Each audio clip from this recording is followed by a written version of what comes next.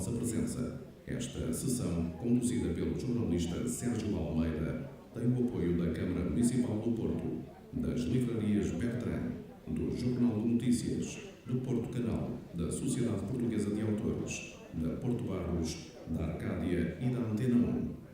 Acompanhem toda a programação do Porto de Encontro em facebook.com/Porto de Encontro.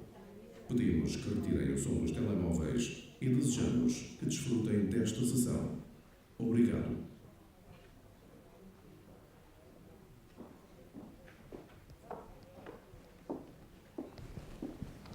Ora então, muito boa tarde a todos. Sejam bem-vindos a mais uma sessão do nosso Porto de Encontro, de regresso à Biblioteca Almeida Garrett após umas retemperadoras férias.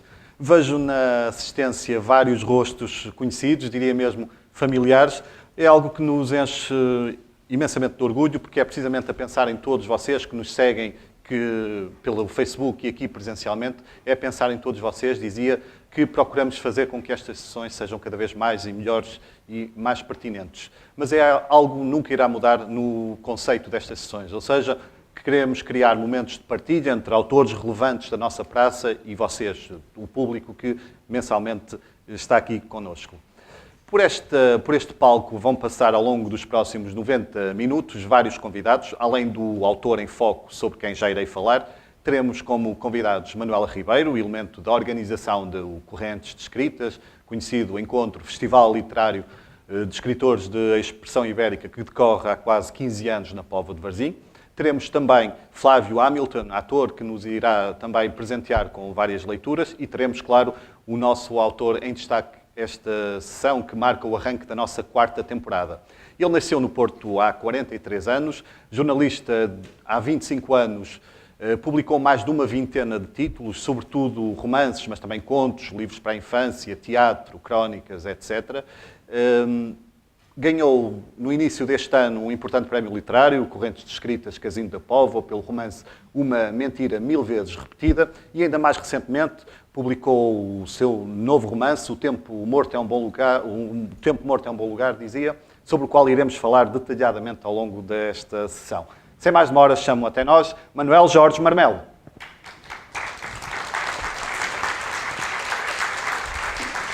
Bem-vindo. Obrigado. Aqui no meio? Sim, sim. A viagem foi curta. Geralmente temos autores de outras paragens. Jorge, este está a ser um ano muito positivo para ti. Um importante prémio, logo a abrir o ano, agora um romance muito elogiado. Estes reconhecimentos para ti servem como estímulo ou algo mais do que isso também? Servem muito como estímulo. No caso concreto do Prémio Correntes de Escrita, funcionou um pouco mais do que como estímulo. Eu estava desempregado na altura, ao fim de quase ano e meio depois de ter sido despedido do Jornal Público. Estava a começar a ficar um pouco desanimado com a situação, não conseguir encontrar outro trabalho. Os meus livros também não se vendiam, segundo a editora, e eu estava, de facto, a começar a sentir-me um pouco desanimado com toda esta situação. O Prémio das Correntes veio com um timing perfeito, permitiu primeiro um novo ânimo para as várias coisas a que eu me dedico. Permitiu, desde logo, publicar este novo romance que estava previsto só para alguns no próximo ano. Mas já o tinhas terminado? Não, por acaso não tinha terminado. Foi terminado assim um pouco à pressa. Depois terminou às correntes. A pressa dá também no final do livro. Há um intervalo muito curto entre a conclusão do livro e a publicação, que nem sempre acontece, não é? Acabou por ser bastante curto. E depois, se calhar, porque não sou muito de acreditar nessas coisas, mas se calhar depois os estados de ânimo positivos acabam por gerar coisas positivas e alguns meses depois consegui também um trabalho novo, estou outra vez a trabalhar. Portanto, acabou por ser ali um ponto de viragem importante. Eu, no dia em que o prémio foi anunciado, no discurso que tive que fazer lá na Póvoa de Varzim, disse precisamente isso, que esperava que aquele prémio pudesse de algum modo ser um ponto de viragem e acabou por acontecer. Mas foram as qualidades do romance em si e não propriamente obviamente o compadecimento pela tua situação que obviamente esteve na origem. Espero que sim. Longe seria. Mas por falar em prémios, os prémios nem sempre, como sabemos, nem sempre têm mecanismos muito justos. Basta pensar no exemplo mais célebre do Jorge Luís Borges, que nunca ganhou o Nobel. Mas tem no Nobel da Literatura e o Churchill ganhou, não é? Mas curiosamente tem essa vantagem de chamar muitas vezes a atenção para autores de que outro modo a que dificilmente teríamos acesso. Reconheces? No teu caso, já chegaste a algum autor, por exemplo, que não conhecias através de um prémio? Por acaso lembro-me muito concretamente de um a que cheguei precisamente por ter ganho o Prémio das Correntes, que foi o Carlos Ruiz Zafón. Antes de ser o autor que... Foi, salvo erro, o primeiro vencedor do prémio. E eu, na altura, o livro foi o segundo. Na altura tinha-me passado completamente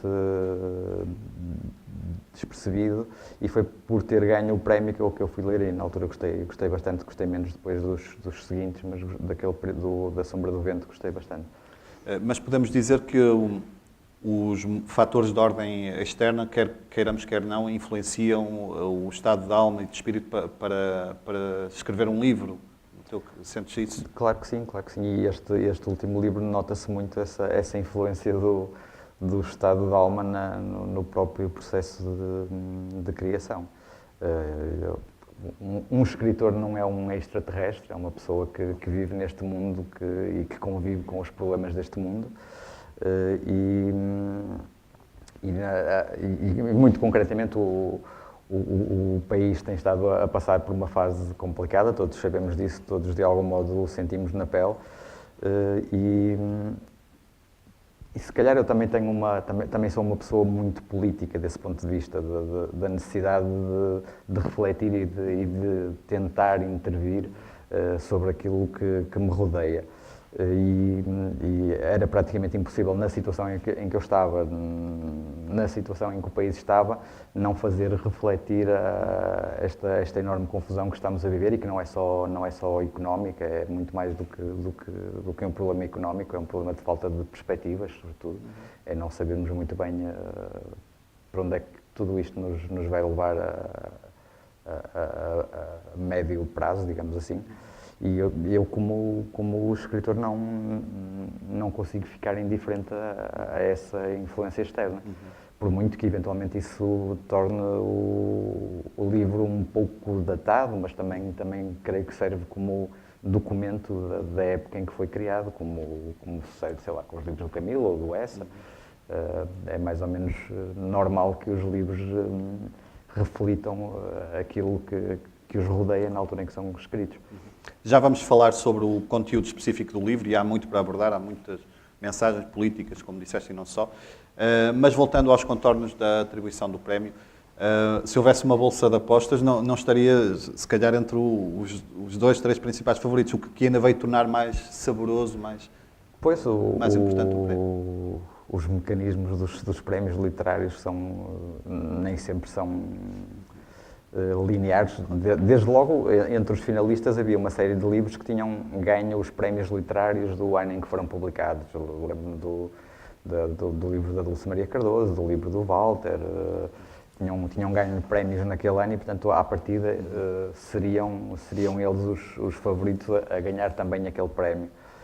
Felizmente os júris não são todos iguais e o júri da Póvoa entendeu que eu era merecedor do prémio e só posso estar grato às pessoas que escolheram o meu livro. Cada vez mais constatamos que, para o melhor ou para o pior, os méritos literários não são o único fator de reconhecimento, como bem sabemos. Aliás, também já o disseste em várias entrevistas e é obviamente verdade.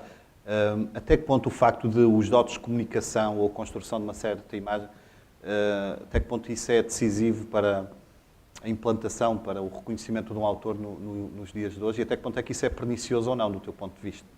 O importante é, para para os escritores ou para outra atividade qualquer. Os dons de comunicação, obviamente, um livro, sendo um objeto artístico, uma obra artística, é também um objeto de mercado. Vende-se em lojas que por acaso se chamam livrarias, mas vende-se em lojas e o mercado, se calhar, tem um método de funcionamento ainda mais misterioso do que o dos júris dos prémios literários.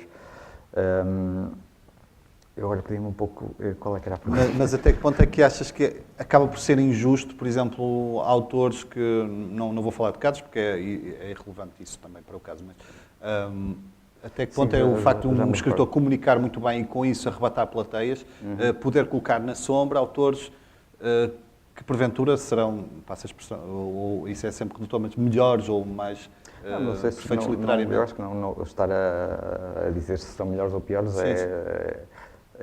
depende sempre de um juízo de gosto e, portanto, a minha opinião será necessariamente diferente da de outra pessoa.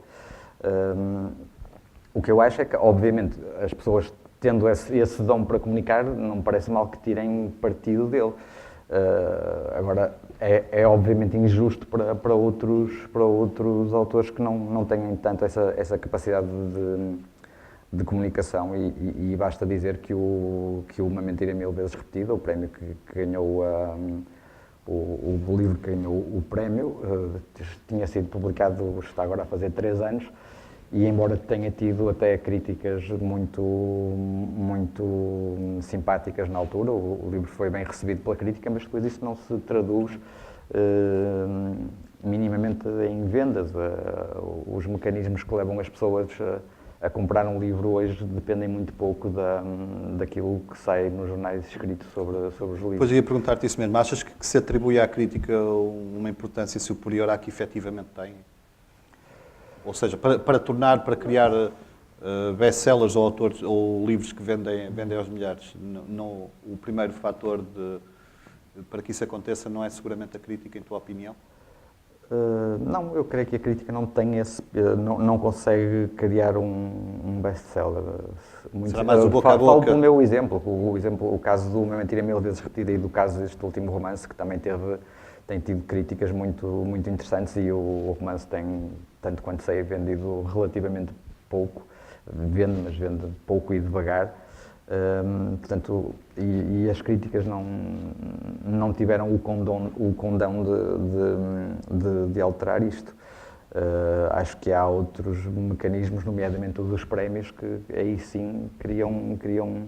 Sendo que há prémios e prémios. Eu lembro-me quando ganhei há 10 anos atrás, talvez, 9 anos atrás, o grande prémio Camilo Castelo Branco para livros de contos.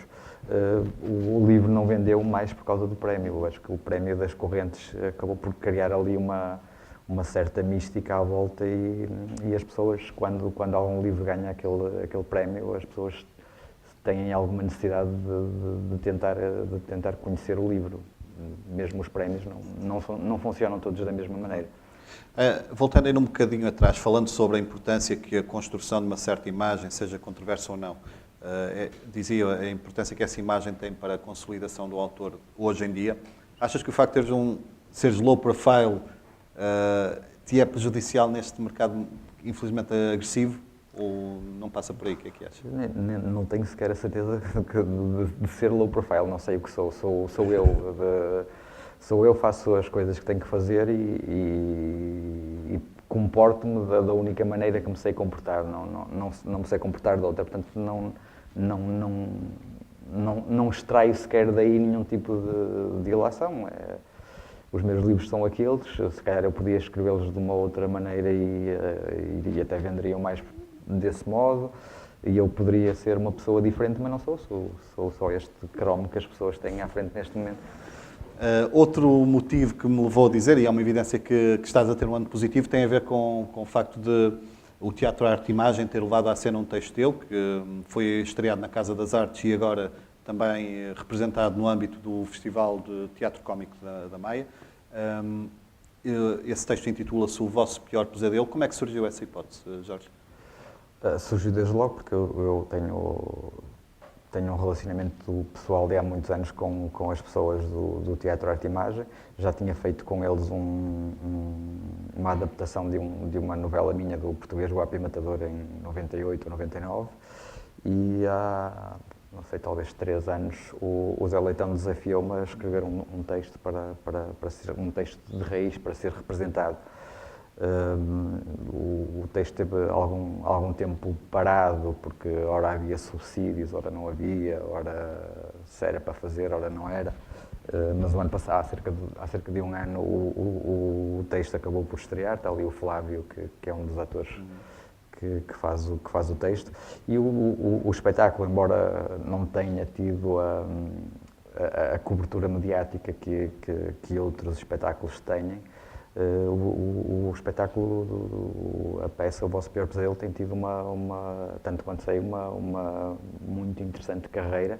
Depois de ter estado aqui no Porto, na Casa das Artes, durante uma semana e pouco, foi para o Brasil, tanto quanto sei, fez uma digressão por várias cidades do estado de São Paulo, com salas, creio eu, praticamente cheias, em alguns casos com algumas centenas de pessoas. Foi bem recebido mesmo no Brasil, apesar de o texto ter algumas referências mais ou menos óbvias a políticos portugueses e a situações políticas portuguesas. Depois disso tenho andado por várias cidades e agora o espetáculo na Maia é mais um. Antes disso tinha estado no festival, a semana passada, no Festival da Serra de Montemuro, em Aveiro também, creio, em Viana também com a sala cheia. Portanto, é um espetáculo que, embora sem aparecer nas parangonas dos jornais e das televisões, tem feito a sua carreira de um modo discreto, mas aparentemente consegue chegar às pessoas, que é o que mais importa. Em pouco tempo tiveste 2 projetos literários, uma peça de teatro e um romance, que abordam, não de forma direta, o meio prisional. Eu confesso, li o romance, mas não vi ainda não tive a ocasião de ver a peça. Mas é apenas coincidência o facto de, num curto espaço de tempo, teres abordado o meio prisional? Foi uma coincidência que eu só me apercebi até a meio do processo de escrita do romance. Eu estava há um ano, quando a peça estreou, eu já estava a trabalhar no romance há algum tempo, e a dada altura apercebi-me ao ver um ensaio, quando fui ver um dos ensaios da peça, apercebi-me que o romance também decorria num ambiente prisional. É apenas uma coincidência. Se calhar pensando nisso para trás, se calhar a peça de teatro acabou por funcionar como um primeiro ensaio para o romance, embora as situações sejam completamente distintas. No caso da peça, trata-se de um comediante que está acusado de terrorismo numa prisão de alta segurança por ser, pelas piadas que conta, por ser uma ameaça para o Estado. Obviamente que é uma situação um pouco surreal, mas a intenção era essa, era partir do surreal para fazer as pessoas pensarem numa série de questões. No caso do romance, para quem ainda não o leu, é uma situação que parte da minha própria experiência pessoal, apenas como ponto de partida. Há ali um jornalista desempregado que vendo-se desempregado, a partir daqui passa a ser ficção, vendo-se desempregado, aceita escrever a autobiografia de uma celebridade de um desses programas de televisão que servem basicamente para as pessoas visibilitar como as outras vivem dentro de uma casa, fechadas dentro de uma casa. E ele acaba por ser preso porque, entretanto, a celebridade de quem ele está a escrever a autobiografia acaba por aparecer morto, e ele, não tendo a certeza de ter sido ele o autor do crime, porque ele não se lembra, opta por confessar o crime para passar algum tempo sossegado e sem contas para pagar na cadeia. Ao longo do romance, o protagonista, o Herculano Vermelho, vai desabafando várias vezes aquilo sobre o qual se vai falando também muitas vezes, que é muitos presos acham mais confortável estar no interior de uma prisão do que cá fora. O que nos diz muito sobre a sociedade atual, em que uma prisão é mais confortável do que a realidade. Pois é, um dos casos em que a realidade acabou por contaminar o romance. Eu lembro na altura em que estava a escrever, aconteceram 2 ou 3 greves de guardas prisionais, e sempre que havia uma greve de guardas prisionais aparecia um responsável sindical dos guardas prisionais a dizerem precisamente isso, que os presos estavam muito melhor lá dentro do que cá fora, porque cá fora tinham contas para pagar e lá dentro vinham comida a horas, cama lavada, roupa lavada, e ainda podiam jogar jogos de computador lá dentro e tinham Aliás, televisão. houve uma notícia, uma greve há cerca de 2 anos, uma das prisões ditas mais duras em Portugal, em que os presos fizeram greve de fome porque queriam um novo modelo da PlayStation. O 2 não era suficiente, queriam 3. Portanto, isso diz-nos muito. Exato. As passagens sobre o interior da prisão são muito autênticas. Fizeste alguma investigação sobre esse Não, tema? nenhuma. Eu normalmente faço muito pouca investigação para os livros que escrevo. Basicamente tento imaginar como será o interior de uma prisão. Tento colocar... Como jornalista, chegaste a fazer colocar- algum trabalho sobre esse tema? Não, o mais próximo que eu estive de uma prisão, felizmente, foi aqui há, não sei, talvez 7 ou 8 anos. Fui como jornalista, fui participar num torneio de futebol à cadeia de Santa Cruz do Bispo. Portanto, só entrei na cadeia para ir até ao campo de futebol e saí. Não tive sequer contacto com as celas, nem com nada disso. Por falar em sistema prisional, nós cá fora vivemos também, apesar de tudo, num mundo cada vez mais regulado e vigiado, a omnipresença das câmaras de televisão em todo lado, o facto dos próprios telemóveis quase também ser uma porta aberta para a invasão da nossa privacidade. Cada vez mais a nossa liberdade é uma ilusão? Não é fácil responder essa pergunta. Eu acho que felizmente ainda vamos tendo alguma liberdade, sobretudo se nos dermos ao trabalho de comparar o regime político em que vivemos com outros, não tão longe assim como isso.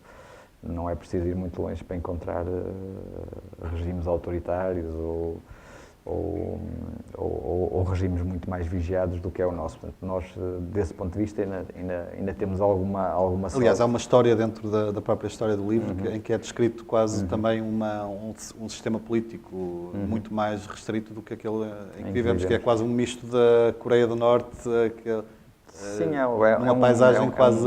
É um regime que eu inventei em alguns aspectos. Inspiraste na Coreia do Norte? Ou... Não, inspirei-me curiosamente, embora obviamente aquele regime o regime político da Fridlândia, que é assim que se chama o país em que decorre essa parte da história, seja muito parecido com o da Coreia do Norte. Eu curiosamente inspirei-me muito mais na nossa situação política, na progressiva perda de pequenas liberdades. Nós vamos abdicando de pequenas coisas e muito provavelmente não nos apercebemos de que a perda progressiva de pequenas coisas acabará um dia por levar a uma situação parecida com aquela. Acharmos que uns senhores, só porque são economistas, podem mandar em nós apenas porque percebem muito de economia e quase que lhes concedemos o direito de... Quase não, concedemos o direito de decidir uma série de coisas da nossa vida sem que sequer tenham sido eleitos, porque sendo verdade que temos um governo tão democraticamente quanto possível eleito, depois o nosso governo acaba por ser, na verdade, governado por um conjunto de instâncias nacionais e internacionais muito ligadas à economia, e essas não são minimamente sufragadas pelas pessoas, e portanto essa progressiva perda de controle sobre aqueles que mandam em nós acabará, espero que não, mas tenho muitas vezes esse receio, acabará por nos conduzir a um regime que não sei se será parecido com o da Fridlândia, porque apesar de tudo temos um clima um bocadinho melhor, mas que se calhar se há de assemelhar em alguma coisa àquilo. Como disseste, é um livro bastante contundente nessa mensagem política. É o teu livro mais político ou politizado? Embora não seja o cerne, obviamente, Sim, da história. é o meu livro mais político. O romance, não o anterior, mas o Uma Mentira Mil Vezes Repetida, que ganhou o Prémio das Correntes, é também um livro muito político, mas é, digamos assim, é político num sentido mais geral, num sentido mais global. Reflete mais as minhas preocupações com o mundo em geral, com as injustiças de um modo geral, com o modo como a política se sobrepõe muitas vezes aos valores humanos, muito por aí, pelos grandes valores. Neste caso é político num sentido mais localizado, se quiser dizer. Parte desde logo de um problema pessoal, de um jornalista desempregado e as reflexões que ele faz e que de algum modo em alguns momentos são bastante parecidas com as minhas. Eu ia perguntar-te isso, se era claro o que sim, Manuel Jorge Manuel que estava, nesse caso em particular, a falar pelo protagonista. Havendo obviamente ali um parentesco entre a minha situação de desempregado e a situação do personagem, obviamente que as reflexões que ele faz são muito... partem muito das minhas próprias reflexões, não há como esconder e se calhar não haveria como fazer isto de outro modo. A partir do momento em que eu arrisquei escrever um livro que tinha um ponto de partida tão próximo da minha própria pele, da minha própria situação, não havia como fugir disto. Obviamente que depois aquele personagem não sou eu, aquele personagem é um personagem criado a partir da minha situação e das minhas reflexões, mas não sou eu. Eu felizmente nunca estive preso, também nunca tive que escrever a autobiografia de nenhuma celebridade de televisão. Mas já recebeste convite para ser escritor de fantasma? Não, convite não. Abordagem. Fui sondado mas nunca chegou a acontecer. Ainda falando da situação política, a dada altura o Herculano propõe ao diretor do estabelecimento prisional a criação de uma obra artística muito singular chamada Hemiciclo. Para quem ainda não leu o livro, importas-te de explicar aos presentes? Curiosamente, eu não sendo artista plástico, nem tendo nenhuma pretensão a sê-lo, já há muitos anos que tinha essa ideia de criar um hemiciclo, uma intervenção artística, digamos assim, um hemiciclo de sanitas. Portanto, teríamos 180 sanitas. 230? 230, exatamente. 180 são as do António José Seguro. Ainda temos 230 sanitas, sendo que a maior parte das sanitas seriam brancas, como aquelas que nós conhecemos em nossa casa, e depois haveria assim, num cantinho, 4 ou 5 sanitas vermelhas, só para mostrar até que ponto a representatividade política acaba por ser hoje em dia... Hoje em dia está muito traduzida num parlamento que de algum modo da direita quase até à extrema esquerda é muito semelhante, as posições políticas são muito semelhantes, todos os partidos do arco da governação, como gosta de lhe chamar o Paulo Portas, acabam com pequenas variantes, muitas vezes até oportunistas. O PS, quando está na oposição, é muito mais de esquerda do que quando está no governo. O CDS, quando está na oposição, também é muito mais preocupado com os problemas da classe média do que é, de facto, quando está no governo. Mas aquelas pessoas acabam por, no fundo, fazer sempre o mesmo jogo, sempre um jogo em que governam muito mais para os grandes interesses internacionais e nacionais do que para as pessoas. Portanto, e não depois achas que a responsabilidade... tens ali depois assim, aqueles dois partidos, que houve três na verdade, porque também estão lá os verdes, que têm um discurso mais desalinhado, mas que também nunca tiveram a responsabilidade de governar e, portanto, não sabemos até que ponto as 230 sanitas não serão todas brancas. Claro. Sendo que eu não me pediste para o dizer, mas já agora eu tendo a depositar o meu voto nas sanitas vermelhas, pura e simplesmente porque entendo que desempenham uma função absolutamente fundamental neste panorama, que é fazer algum tipo de fiscalização àquilo que as restantes sanitas brancas vão fazendo. Estamos com uma conversa muito sanitária, mas em último caso a responsabilidade não é só nossa. Completamente, é só nossa. Até quando é que iremos permitir que nos continuem a mentir deliberadamente, não é? E perante a passividade. Indefinidamente. Pelos vistos, indefinidamente. E hoje temos o maior partido da oposição a escolher o próximo candidato a primeiro-ministro e já ouvimos notícias hoje de manobras estranhas de envio de SMS em dia de eleições e coisas do género. E, portanto, mas provavelmente quem quer que seja o eleito hoje, se não for o próximo primeiro-ministro, andará muito próximo disso e, portanto, sendo que são duas pessoas que já passaram pelo governo, que nós já os conhecemos bem por terem passado pelo governo, que acompanhamos há vários anos sem que alguma vez tenham de facto feito alguma coisa muito diferente daquela que o atual governo fez. Portanto, vamos abrir espaço para o primeiro momento de leitura desta sessão, mas primeiro deixem-me só revelar que certamente já tiveram acesso a este flyer. Pela primeira vez na história do Porto Encontro, ao fim de 4 temporadas, resolvemos, no fundo, disponibilizar, revelar os nossos convidados até final do ano, ou seja, até dezembro. Ou seja, já são conhecidos os convidados das edições de outubro, novembro e dezembro. É uma forma, antes de mais, de também tentarem marcar nas vossas agendas, por forma que não sejam surpreendidos em cima da hora, quase com o convidado, impedindo-vos de estar presente. Sendo assim, o convidado de outubro vai ser a Lídia Jorge. Há, no entanto, uma alteração. A sessão não vai ser às 17 horas, como geralmente são quase todas, mas sim às 15h30. Portanto, dia 18 de outubro, às 15h30, vai ser a sessão com a Lídia Jorge. Em 18 de novembro, Maria Alberta Meneres e a 16 de novembro, Maria Alberta Meneres, dizia, e a 15 de dezembro, Álvaro Magalhães. Portanto, 13, estava aqui a ver mal. Chamemos então ao palco o Flávio Hamilton. Deixa-me só explicar o que é que vamos ler, o que é que vamos ouvir em concreto agora. Vamos ouvir uma das, portanto, é uma parte ainda do início do livro, uma reflexão que o narrador faz relativamente à relação que tem, ou que na verdade que não tem com uma filha, com a Rita. Sim.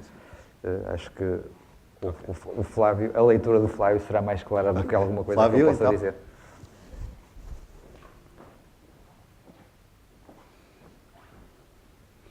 Boa tarde. Trouxe comigo e tenho-a colada na parede da cela, a única fotografia que a Rita me deu nestes anos todos. De quando fez 15 anos e a mãe organizou uma festa com a família e os amigos. Também fui convidado e compareci discretamente, deixando-me ficar sossegado num canto da sala, onde não pudessem reparar em mim, mas suficientemente perto da garrafa do whisky para que não necessitasse tropeçar nas tias da Sofia e, sobretudo, na mãe dela, cujo rancor por mim era tão físico e contundente que podia sentir o fígado a latejar de cada vez que me olhava, atingido por alfinetadas profundas como estocadas de sabre. A Rita, em todo o caso, parecia feliz. Agradeceu o livro que lhe dei com um sorriso relativamente sincero e meigo. Levou-me uma fatia de bolo, uma taça de espumante e não protestou quando uma das amigas, aparentemente encarregue de fazer a reportagem da celebração, lhe disse para tirar uma fotografia comigo. Debruçou-se, pôs o braço por cima dos meus ombros e por um instante julguei possível que me desse um beijo e que nos abraçássemos como amigos e cúmplices, o que seria descabido e, para além do mais, pouco verosímil. No retrato que me entregou dentro de um envelope, numa das poucas vezes que estivemos juntos depois disso, estamos ambos a sorrir, ela fixando a objetiva da câmara, radiosa, e olhando-a de soslaio, não sei se surpreendido ou encantado pelo sorriso dela.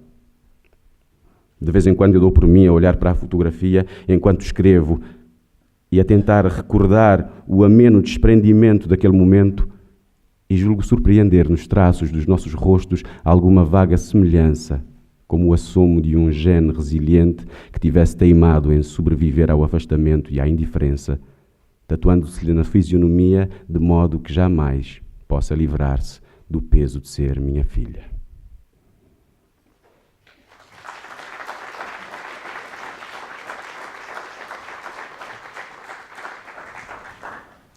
Jorge, os teus livros mais recentes, como escreveu o Miguel Real, têm investido cada vez mais numa certa denúncia social, política e económica. Sentes que cada vez é mais importante que o escritor saia um pouco da sua concha, do mundo exterior, e esteja atento aos fenómenos que o rodeiam? Eu acho que é inevitável, eu já o tinha dito há pouco. A observação que o Miguel Real fez nesse texto que escreveu no Jornal de Letras, acho um bocadinho injusto. Mas é algo que ele defende, curiosamente, numa entrevista que ele me concedeu também, acusava a nova geração de escritores de ser pouco politizada e de estar muito centrada no mundo interior e pouco atenta aos fenómenos sociais. Não sei se, de um modo geral, a crítica é justa ou não. Relativamente aos meus livros, eu lembro que o primeiro livro que publiquei, sendo uma novela cuja ação decorria na Grécia clássica, era uma novela que se debruçava bastante sobre as questões da justiça, da igualdade ou da equidade entre os homens. Sei lá, mesmo aquele livro normalmente tido como um pouco light, ou As Mulheres Deviam Vir com Livro de Instruções, é um livro que faz muito crítica social, apesar do título ser um pouco paródico. Nos meus livros, de um modo geral, houve sempre uma intenção de refletir sobre o mundo. O que se calhar não havia primeiro havia se calhar a parte mais bem-humorada do livro, se calhar tendia a fazer com que as pessoas não reparassem tanto nessas observações políticas, digamos assim. Se calhar nestes últimos livros a parte mais bem-humorada tornou-se mais uma ironia amargurada e se calhar a mensagem passa melhor, mas não creio que hoje seja mais político do que era há 10 ou há 15 anos atrás. Não é justo então relacionar essa maior atenção com a parte social, a crise em que vivemos, com as circunstâncias ou com as dificuldades pelas quais passaste recentemente? Não, achas que não é justo? Não, até porque Uma Mentira Mil Vezes Repetida, como disse há pouco, também é um livro bastante político e nessa altura estava empregado e a trabalhar normalmente e estávamos assim no início da crise, ainda não tinham começado todos os cortes dos últimos anos. Não, eu acho que a crise, a nossa atual crise sendo um período relativamente agudo, é um período agudo de uma crise que se vem arrastando há muitos anos. Achas que essa narrativa da crise, que certamente veio para ficar, tem óbvios beneficiados, no fundo?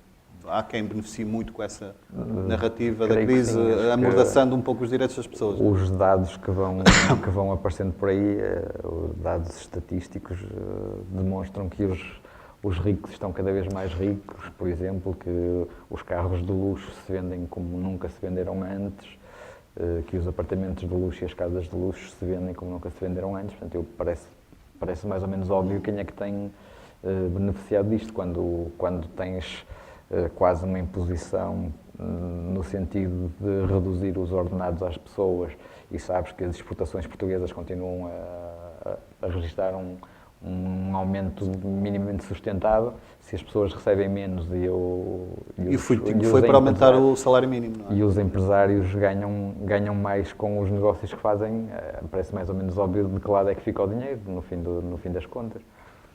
Mas compete ao escritor tentar despertar essas consciências adormecidas?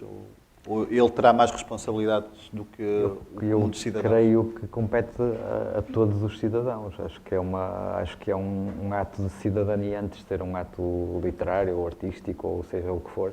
É antes de tudo um ato de cidadania. Há uma pessoa que eu homenageio deliberadamente no livro, que infelizmente já não está entre nós, o Manuel António Pina. Eu lia os textos do Manuel António Pina diariamente no Jornal Notícias e eram lições de cidadania diárias e eu creio que todos aqueles que tivemos a sorte de privar mais ou menos intimamente com o Manuel António Pina, eu não sou sequer um daqueles amigos de ir à casa dele, nem dele vir à minha casa, mas conheci-o e sinto que como amigo do Manuel António Pina tenho quase essa dívida para com ele, de continuar a ser, de tentar ser pelo menos um cidadão tão atento como ele era quando se levantava à 1 da tarde para escrever a crónica do Jornal de Notícias. Vou até mais tarde. Como é hábito, o público poderá intervir colocando questões. De algumas sessões esta parte mudámos a fórmula para aproveitar melhor o tempo. Ou seja, quem quiser colocar uma questão, basta que chame um assistente, ser-vos-á entregue um papel com uma folha, com uma caneta, e depois formulou a questão e eu irei lê-la aqui perante todos vocês. Portanto, estejam à vontade. Se quiserem colocar alguma questão, basta chamarem o assistente, os assistentes neste caso. Jorge, no livro também descreves com bastante minúcia as humilhações que são infligidas aos empregados, nomeadamente as apresentações quase periódicas no centro de emprego, a obrigatoriedade periódicas, a obrigatoriedade de frequentar cursos nem sempre úteis, não é? Achas que há quase um prazer quase punitivo em humilhar os desempregados na sociedade atual? Não sei se é um prazer punitivo, eu acho que é uma das tais coisas em que nós não nos apercebemos que a seguir a uma lei que nos obriga a ir à junta de freguesia, a seguir virá outra lei que nos obriga a fazer outra coisa qualquer e depois uma lei que nos obriga a frequentar qualquer curso de formação, mesmo que não nos sirva como se as pessoas não tivessem descontado na nossa profissão, sendo que as pessoas, obviamente, para terem um subsídio de desemprego, passaram anos a descontarem, em princípio, passaram décadas, como no meu caso, a descontar para ter direito àquele subsídio. E depois somos basicamente atirados para cursos de formação subsidiados pela União Europeia, subsidiados pelos CRENs e por essas coisas todas, em que basicamente durante o período que lá estamos, no meu caso foi de quase 2 meses, de quase 3 meses, o meu subsídio de desemprego deixa de ser pago pelo Estado e passa a ser pago pelo CREN como bolsa de formação. Somos atirados para um sítio onde, no meu caso, fiz um curso de criação de negócio, muito útil para a minha profissão, em que a primeira das formadoras nos disse que a grande vantagem que aquele curso teria para nós era o facto de nos arranjarmos para sair de casa. Era a grande vantagem do curso, e depois uma funcionária uma responsável da Segurança Social que foi lá falar connosco, também explicar-nos os mecanismos das faltas e dessas coisas todas, nos explicou que um dos objetivos do curso era fazer com que faltássemos 2 ou 3 aulas e desse modo perdêssemos o direito ao subsídio. São coisas feitas para nós falharmos e para ser um pretexto para reduzirem o número de beneficiários dos subsídios.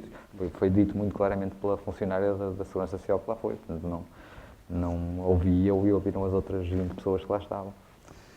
Neste livro, voltando à atmosfera deste livro, uma das protagonistas, a par do jornalista do Herculano, é a Soraya, uma ex-participante num reality show, e tu também, ao longo do livro, dissertas ou fazes algumas análises sobre o mecanismo de criação de celebridades na sociedade atual, não é? Um tema também fascinante. Achas que a obsessão pela fama, mesmo que provisória, é um dos dramas, é uma das pragas da nossa sociedade? Não sei se é um drama ou uma praga, é um mecanismo... Tiveste que ver reality shows para documentar? Não, por acaso, há uma passagem do livro que é bastante colada à realidade. Eu vejo os reality shows basicamente na noite de Natal e de Ano Novo, quando vou jantar à casa dos meus pais. Isso, o Herculano também explica isso, e isso é coincidente com a minha experiência. Agora, os mecanismos da celebridade, até se calhar por uma das primeiras perguntas que tu fizeste, como é que uns escritores conseguem fazer best-sellers apenas porque são mais comunicativos, é obviamente um tema que me interessa e que já tinha tratado no Uma Mentira Mil Vezes Repetida também. Uma Mentira Mil Vezes Repetida, se te recordares disso, é contada por um sujeito reformado precocemente que, para ser célebre, decide inventar um livro que não existe, escrito por um misterioso escritor húngaro, e contar as histórias do livro nos transportes públicos da cidade. Portanto, já é um tema que já tinha tratado, na verdade, no livro anterior, não surgiu agora neste livro nem a propósito dos reality shows, nem apenas para este livro. É de facto um tema que eu acho interessante, até porque hoje em dia, quando se vê, às vezes em reportagens de televisão, os repórteres perguntarem aos miúdos o que é que eles querem ser todos Cristianos Ronaldos e coisa assim, ninguém diz que quer ser pasteleiro ou quer ser carpinteiro, quer toda a gente ser alguém famoso. Hoje em dia as pessoas vivem para isso, não tem que ser necessariamente... Mesmo que não tenham nenhum dom aparente, mesmo que não tenham, não tem que ser... Famosos por serem famosos. Não tem que ser uma coisa... isto não tem que ser visto de um modo totalmente negativo. O facto das pessoas terem aspirações é, à partida, uma coisa positiva. Aspirares a qualquer coisa na vida é positivo. Aspirares tão alto, se calhar depois, quando não chegas lá, ou quando chegas lá e a seguir cais, a quantidade de problemas que isto gera nas pessoas, se calhar é muito grande e se calhar uma parte de todas as insatisfações e de todos os complexos que vemos hoje no mundo resultam de expectativas demasiado altas, porque parece muito fácil. Há um dado curioso, este ano houve mais candidatos ao novo reality show da TV do que candidatos ao ensino superior. Pois, provavelmente, com alguma sorte, consegue-se através de um reality show depois ter uma profissão como a Soraya, no caso da Soraya, de manequim e a fazer presenças em festas, se calhar acaba por ser mais, pelo menos durante o curto tempo em que aquilo funciona, acaba por ser mais proveitoso do que um curso universitário. Alguma explicação há de ter. Falámos em best-sellers, mas tu tiveste pelo menos 2 livros logo no início da tua obra, da tua carreira, que venderam bastante bem, alguns milhares. O Amor é para os Parvos e As Mulheres Deviam Vir com livros de instruções. Eras muito jovem na altura, tinhas menos de 30 anos. Isso fez-te ficar a perder um bocadinho a noção da realidade? Não, foi fácil assimilar? Não, absolutamente nada, até porque mantiveste a tua profissão. Os livros venderam-se, mas as pessoas não me conheciam, e também não enriqueci. Aquilo foi um best-seller relativo, foi um best-seller comparado com a venda habitual dos meus livros, que anda na casa normalmente nem aos 1000 exemplares chega. As Mulheres Deviam Vir com livros de instruções vendeu 12.000 ou 13.000 livros. Não dá para enriquecer com isso, não vendeu 500.000 de exemplares, nem nada que se pareça. Foi um livro que funcionou muito, tenho perfeita noção disso pelo impacto que o título criava. Eu lembro-me, o livro foi lançado na altura da Feira do Livro aqui no pavilhão Rosa Mota, e eu estava anonimamente atrás do balcão Houve muitos namorados que compraram, certo? Exato, namorados e namoradas. Eu via as pessoas à minha frente a comprar o livro e era muito essa brincadeira de namorado oferecer ao namorado e vice-versa. E o livro acabou por funcionar muito pelo menos numa primeira fase, acabou por funcionar muito nesse registro de quase pirraça entre namorados. Eu creio que depois as pessoas foram lendo o livro e numa segunda fase já terá sido também por aquilo que o livro dizia. Depois, O Amor é para os Parvos, tendo também um título apelativo e havendo essa experiência anterior do As Mulheres Deviam Vir com livro de instruções, o Amor é para os Parvos acabou por apanhar ainda a boleia desse livro, e já não é um livro divertido, não é um livro bem disposto, é um livro até bastante pesado e sofrido, muito mais negro do que As Mulheres Deviam Vir com livro de instruções, e pronto, teve ali um primeiro arranque em que ainda vendeu alguma coisa, provavelmente porque as pessoas iam ainda à procura daquilo que tinham lido no livro anterior, de uma história bem humorada e divertida. E depois acabaram por perceber que já não era nada daquilo, apesar do título poder indicar isso. Mas, curiosamente, o Amor é para os Parvos, tendo chegado a quem chegou, tenho a sensação contactos que normalmente mails que se recebe de leitores e esse género de coisas, tenho a ideia que é ainda um dos meus livros que as pessoas continuam a ler mais. Houve uma reedição de um deles, não foi? Pela Quetzal? De ambos, foram ambos reeditados recentemente pela Quetzal. Mas o Amor é para os Parvos é um livro que pelo menos leva muita gente a entrar em contacto comigo, a dizer que gostou muito do livro, sobretudo sem querer tipificar nem caricaturar ninguém, bem pelo contrário. É um livro que é muito lido por mulheres jovens, final da adolescência, início da idade adulta. É um livro que normalmente agrada a essa faixa de leitores. Mas não serão os teus livros preferidos, certamente.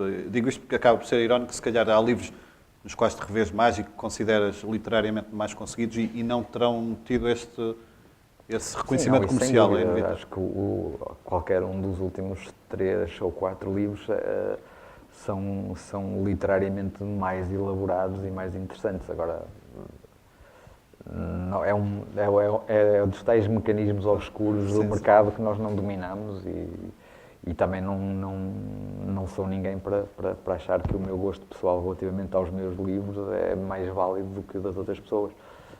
Eu costumo dizer que os livros se escrevem sempre a meias. Há a primeira parte que sou eu que escrevo e há a segunda parte que são as pessoas que escrevem enquanto estão a ler, nomeadamente imaginando o rosto dos personagens e completando aquilo que os personagens vão dizendo a cada passo. E, portanto, todos os livros acabam por ser quase tão meus como das pessoas que o leem. Portanto, não acho que a minha opinião sobre os meus livros seja mais válida do que a das outras pessoas. É apenas a minha opinião. Às vezes acabas até por ser surpreendido, porventura, com comentários de leitores que veem aspectos do livro em que, porventura, não terias pensado. Sucede muitas vezes. Sucede muitas vezes de pessoas me virem perguntar, então, aquela parte, não sei o quê. Eu não tenho sequer... Se já escrevi o livro há algum tempo, já não me lembro muitas vezes sequer de o ter escrito. Para ti, o livro acabado é livro arrumado, não voltas a ele? Por exemplo, agora na reedição do Amor é para os Parvos? Não, e nesse caso voltei a ele, fiz uma pequena revisão, muito... No caso do As Mulheres Envolvidas com Livros de Instruções foi mesmo uma revisão de pormenor. No caso do Amor é para os Parvos foi um bocadinho mais profunda, mas não muito. No caso do Onde o Vento me Levar, por exemplo, também voltei, quando fizemos a reedição, voltei a ele, mas o livro era relativamente recente, portanto não me envergonhava tanto já aquilo que lá estava escrito, porque é uma coisa que acontece quando voltamos a livros que escrevemos há muito tempo. Eu tenho pelo menos a pretensão de ter amadurecido um pouco e de ter melhorado também o meu modo de escrever. E, portanto, quando olho para coisas que têm 10 anos, 15 anos, já me sinto um pouco envergonhado de ter escrito aquilo, mas faz parte do Mas achas que começaste a publicar cedo demais ou foi quando tinha que ser? Pois, eu acho que foi quando tinha que ser. Se calhar corri Tinhas na 24. Corri um risco desnecessário que foi o de crescer diante dos olhos das pessoas que me foram lendo. Alguém que começa a escrever com 40 anos tem toda ou começa a publicar com 40 anos tem todo um tempo de crescimento e de maturação até ao momento em que chega às mãos dos leitores. No meu caso, eu fui crescendo nas mãos dos leitores. Tenho, pelo menos, a ideia de que os meus livros foram melhorando de ano para ano, de livro para livro, e, portanto, foi uma espécie de crescimento à vista de todos. Se calhar foi um risco desnecessário, mas não estou arrependido. Haverá um ou outro livro que hoje talvez não editasse, mas fez parte do processo. Não vale a pena pensar nisso retrospectivamente. Não sei se colocaram alguma questão.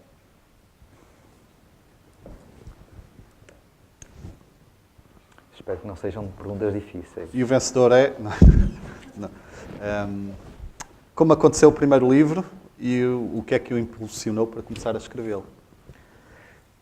Como aconteceu o primeiro livro, eu já tinha feito algumas experiências literárias, digamos assim, tinha escrito alguns contos, tinha até tentado publicá-los sem sucesso, e lembro-me que na altura em que escrevi o primeiro livro eu estava, já era jornalista profissional, Já trabalhava das 10 às 7 ou das 10 às 8, ou da hora que calhasse até a hora que calhasse, mas resolvi meter-me num curso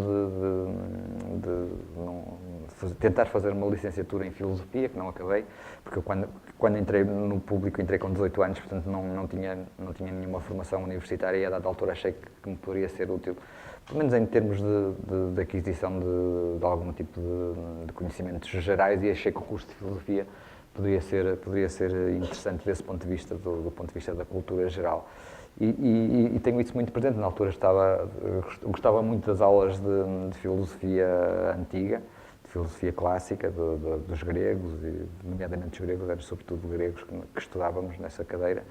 E uma das coisas que fui ouvindo com relativa insistência foi que aquilo que nós conhecemos dos filósofos gregos mais conhecidos, nomeadamente do Sócrates, na verdade o Sócrates não deixou nada escrito em lado nenhum, portanto era alguma coisa que outro, no caso o Platão, tinha dito que o Sócrates dizia. Portanto, e pareceu-me que havia ali um intervalo entre um lapso de realidade que permitia criar ali alguma ficção, e então decidi tentar escrever um livro em que havia o Sócrates, havia um personagem chamado Sócrates, que dialogava com as outras pessoas que tinham, no fundo, fixado, escrito aquilo que o Sócrates dizia. E o livro nasceu assim, desse lapso que havia no conhecimento histórico que existe relativamente a alguns filósofos desse período. Tencionas voltar ao curso de Filosofia ou ficou para trás? Não, ficou para trás, já foi há muitos anos, depois acabei por deixar o curso. Já estavas a trabalhar, não é? Sim, já estava a trabalhar e entretanto fui pai e como resolvi que devia ser um pai minimamente presente, ao contrário do Herculano, resolvi que a função de pai é mais do que gerar crianças. Fui felizmente um pai presente para os meus filhos e portanto acabei por deixar o curso nessa altura, e os anos foram passando e hoje já é uma realidade muito distante. O autor ou a autora da pergunta não se identificou. Se quiser levantar-se, não sei onde é que está o autor da pergunta. Não quero acusar-se. Esta também não tem assinatura, é uma questão interessante também. Sente-se um escritor português no mundo ou um escritor do mundo português? Essa é daquelas que é difícil responder. Escritor português do mundo é difícil porque os meus livros circulam muito pouco pelo mundo, infelizmente. Tens alguma tradução? Sim, o As Mulheres Deviam Vir com o livro de instruções foi traduzido para espanhol e para italiano. Não me perguntes se vendeu alguma coisa porque não faço ideia, porque entretanto a editora que tinha negociado os direitos faliu e eu nunca mais recebi nem os direitos dos livros publicados em Portugal, nem os direitos dos livros publicados quer em Espanha, quer em Itália. Nunca mais fizeram contas comigo, não sei, posso estar rico sem saber, mas não faço a mínima ideia como é que correu sequer. Portanto, e depois disso até hoje não voltou a acontecer. Vai havendo algumas abordagens, no caso das Sereias de Mindelo houve alguns contactos que nunca se concretizaram. No caso de Uma Mentira Mil Vezes Repetida, também sei que há algumas editoras estrangeiras interessadas, mas até agora não se concretizou nada. Portanto, os meus livros circulam um pouco pelo mundo, portanto, um escritor português no mundo acho que não me considero. Um escritor do mundo português também não me sinto autorizado a assumir-me como tal. Eu conheço o mundo português relativamente mal, quer dizer, conheço bem a minha cidade e 2 ou 3 outros sítios do país, mas não conheço, mas se calhar identifico mais com essa segunda formulação do que com a primeira, obviamente, sim. Embora também sejas influenciado por muitos autores estrangeiros. Há muitos claro. livros meus que têm referências a países estrangeiros, ou em alguns casos a países estrangeiros inventados. Mas sim, sou mais um escritor do mundo, um escritor português. O mundo português aí não sei muito bem que significados poderá ter, mas sinto muito mais um escritor português em Portugal do que um escritor português no mundo. A Madalena Valente pergunta, não é uma questão, é um sentir, foi um prazer lê-lo e o seu último livro, e é um prazer ouvi-lo também. Muito obrigado, Madalena. Por falar em ouvir, vamos chamar até nós novamente o Flávio Hamilton para nos ler nova passagem do novo romance, do mais recente romance do Manuel Jorge Marmelo.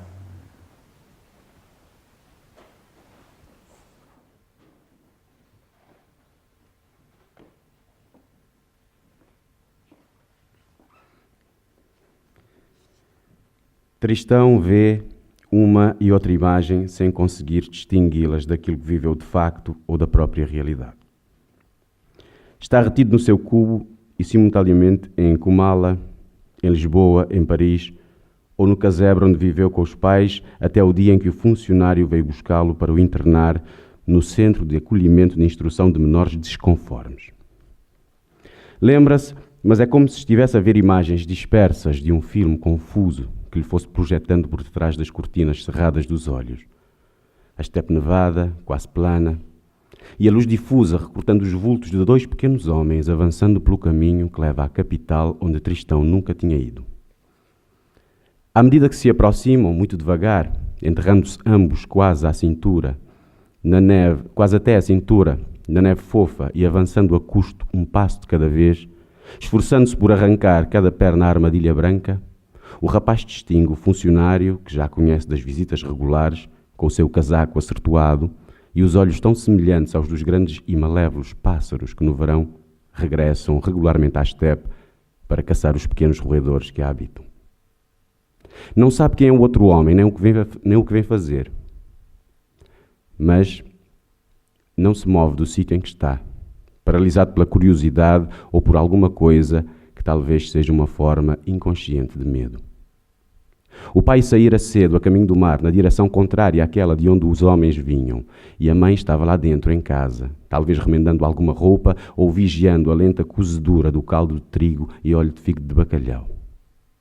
Porém, como se tivesse sido alertada por um sentimento inexplicável, a mulher abriu a porta no preciso instante em que os dois funcionários se detiveram a não mais de 2 passos de Tristão, antes que tivessem tempo de pronunciar qualquer palavra.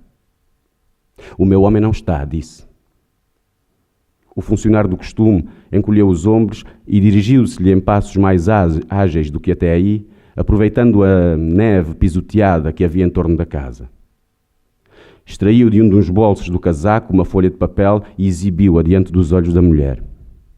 Tratava-se da ordem do Ministério para o internamento do menor irregular, a fim de que pudesse ser educado de acordo com os preceitos do Estado, tendo em vista a sua reabilitação, normalização e integração como cidadão de pleno direito. O meu homem não está, repetiu a mulher. O funcionário do costume voltou a encolher os ombros e, sem proferir nenhuma palavra, dobrou a folha de papel oficial, devolveu ao bolso e virou as costas à estrangeira. Dirigiu-se a Tristão e agarrou pelo braço, puxando-o. A mulher ainda esboçou uma reação, como se fosse começar a correr para agarrar o filho e impedir que partisse, mas o segundo funcionário tinha entretanto empunhado um revólver, apontando-o à mãe com uma tal resolução que ela imediatamente estacou e se deixou cair com os joelhos na neve, torcendo as mãos e chorando, implorando e gemendo que esperassem, que a deixassem ao menos despedir-se. Tristão tampouco se movia, apesar dos puxões do funcionário de costume. Procurava libertar-se e correr para a mãe, chamava, debatia-se e apelava como podia, mas o homem não o largava. Era, apesar de pequeno, forte e pesado, e tinha mãos grandes como correntes de ferro e um olhar também frio e metálico. Chamou o segundo funcionário para que viesse ajudá-lo a puxar o rapaz. Vamos, disse.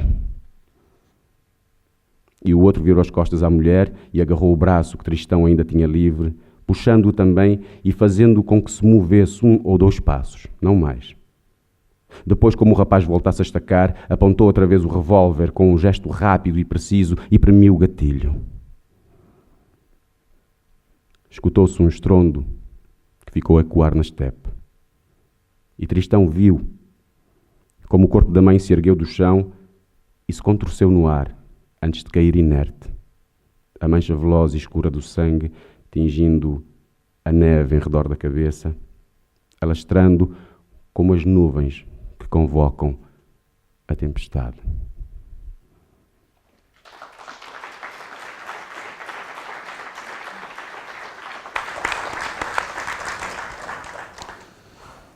Mais duas perguntas, na prática são três da plateia. Em Cartas a um Jovem Poeta, Rilke sugere que um aspirante a escritor se questiona a si mesmo se tem a necessidade de escrever. Se não tivesse ganho nenhum prémio, o Jorge continuaria a escrever? Sim, eu já escrevi antes de sequer de publicar livros, como referi há pouco, eu já tinha feito algumas experiências de escrever contos e de tentar escrever romances que nunca passaram tentativas. Eu escrevo sobretudo porque escrever me dá um enorme prazer, ao contrário do que sucede com outros escritores que dizem que escrever para eles, embora sendo uma necessidade, é também um enorme sofrimento. Para mim é uma necessidade, mas um enorme gozo. Dá-me muito prazer escrever, é uma coisa que me completa. De certa forma é importante também para a manutenção do teu bem-estar, sentes isso? Em determinados momentos, sim. Posso passar meses sem escrever, sem que o meu bem-estar seja afetado por isso, mas é sobretudo uma atividade que eu me sinto bem a praticar. Gosto de escrever, dá-me mesmo muito prazer escrever e ver as histórias a nascerem, esta possibilidade a partir de meia dúzia de letras, que muitas vezes as histórias nascem mesmo de coisas muito pequenas, de um apontamento de 3 linhas que depois vai crescendo. E isto é uma possibilidade quase comparável àquilo que se atribui aos deuses, não é? A partir de um naco de matemática. No fundo, o que a Bíblia diz é a partir do verbo que as coisas acontecem também. Desse ponto de vista, o processo de criação do mundo, segundo as Escrituras, é muito semelhante àquilo que nós fazemos. Portanto, é de algum modo uma atividade demiúrgica, e esse poder também cria mundos, não é? Sim, também cria mundos e de algum modo inebria enquanto está a escrever. Pelo menos no meu caso pessoal, não sei se sucede com toda a gente. Quando estás embrenhado na escrita de um romance ou de outro livro, mas, por exemplo, colocas as leituras de lado, é difícil não. Até conviveres com os teus amigos? Não. Tens horas específicas para isso? Não, depende muito das épocas. Durante o período em que estive desempregado, escrevia no horário em que devia estar a trabalhar. Foi um dos modos de ocupar o tempo enquanto não tinha trabalho. Quando estou a trabalhar, escrevo muito à noite, depois em horário pós-laboral.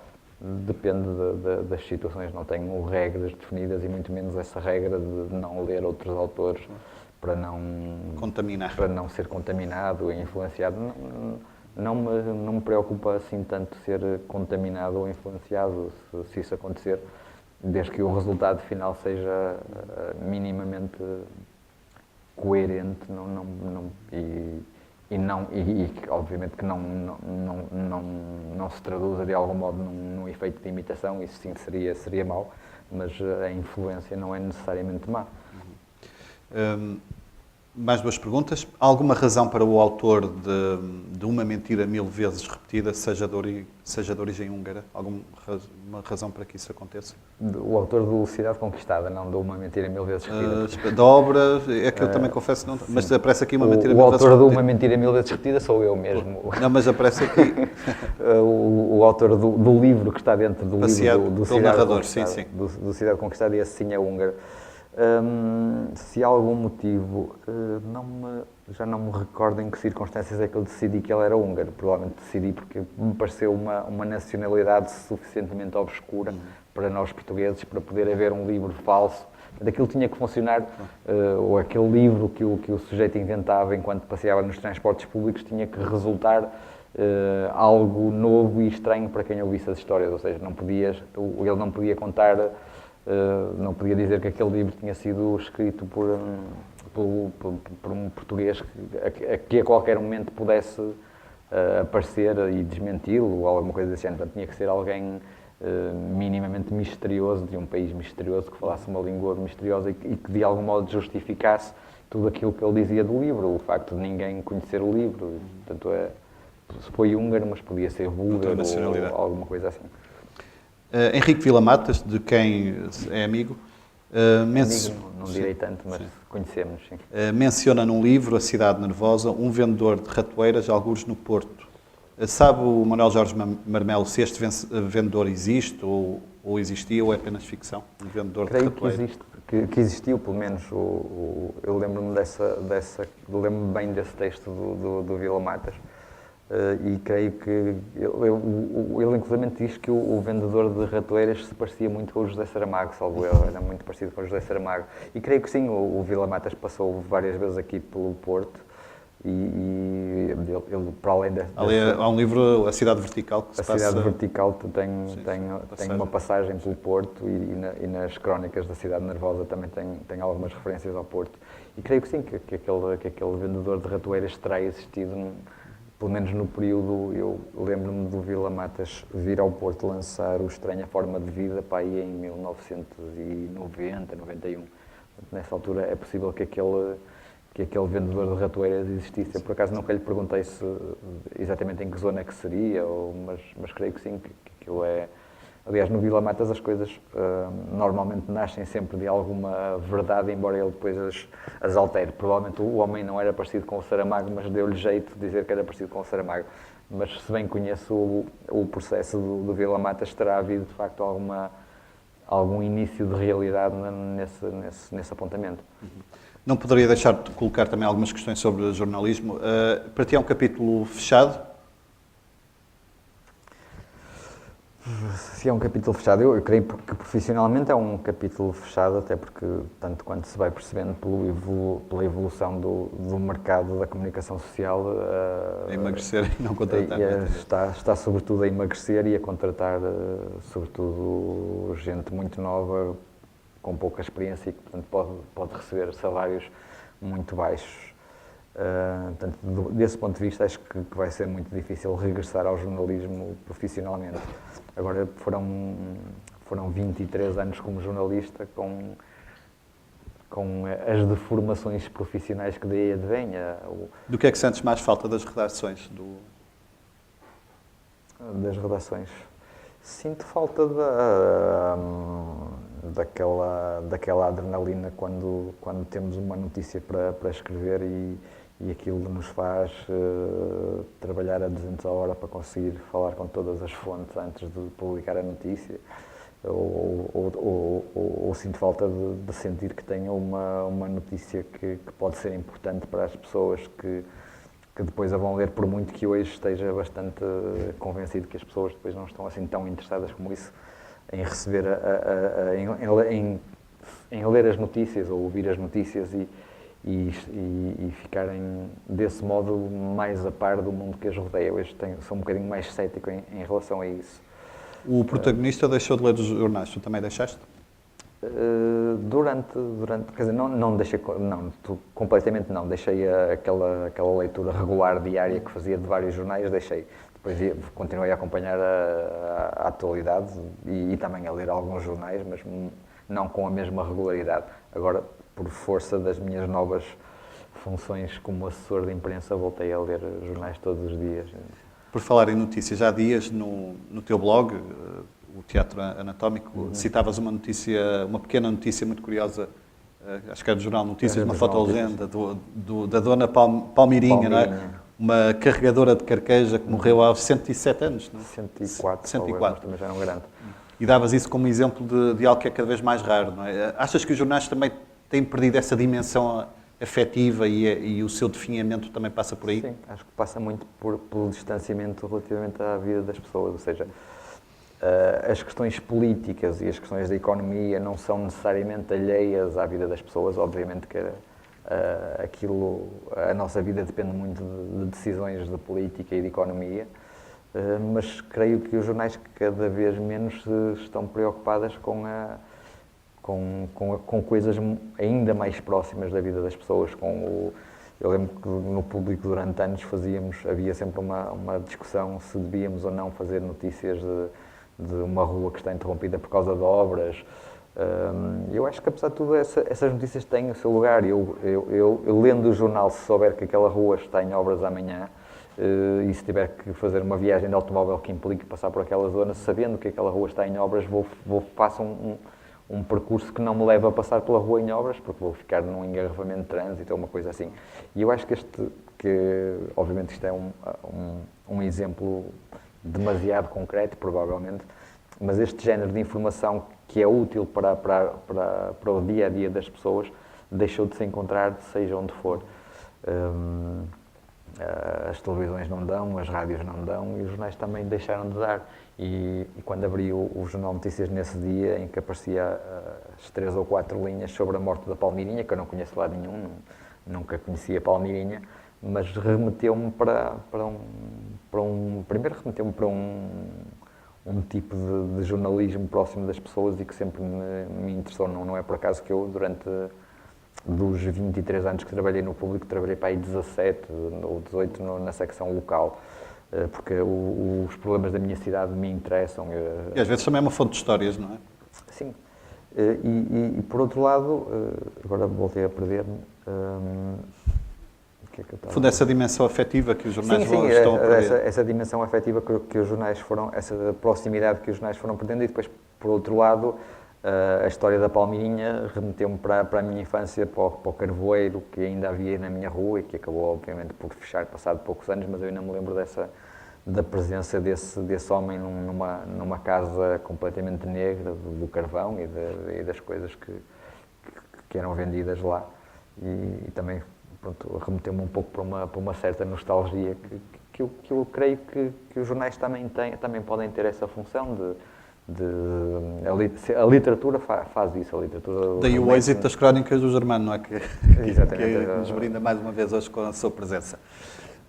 Como habitualmente, recebemos nestas sessões a presença de um convidado especial que nos ajuda a enquadrar melhor a figura do escritor em destaque. Desta vez entendemos convidar uma das grandes responsáveis do êxito contínuo do Correntes de Escritas, encontro de escritores da expressão ibérica, que se realiza na Póvoa de Varzim há muitos anos, desde 2000, creio. Chama até nós Manuela Ribeiro.